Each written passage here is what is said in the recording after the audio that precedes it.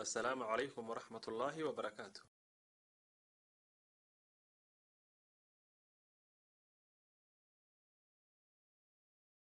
waxaa jira daraasado daha ka fayday waxtarka laga helo cunista kaarooga ama jisarka waxaana lagu sheegay daraasadaha in kaarooga ay ka buuxaan faytamiinada kala ah faytamiin A, B2 iyo B6 iyo macdanta carotene waxaanu kaaroogu burburiyaa oo meesha ka saara bakteeriyada gasha caloosha iyo micdharada waxaanu wax ka taraa oo dawo ka yahay igfashanka kaliyaha dhinaca kalena kaarooga waxa ku jira maadooyin kaalmeeya oo u fiican dadka qaba xanuunka sonkorowga waxaanu dawo ka yahay oo uu ka hortagaa dhiig yaraanta dhinaca kalena khudaartan kaarooga oo si nidaamsan loo qaato si maalinle ah waxa lagu sheegay inuu aad ugu fiican yahay aragga indhaha iyo caafimaad qabkoodaba waxaana loo isticmaali karaa in cuntooyinka lagu darsado ama sidiisa loo cuno ama sharaab ahaanba loo isticmaalo ilaahayna waxaynu weydiisanaynaa caafimaad taam ah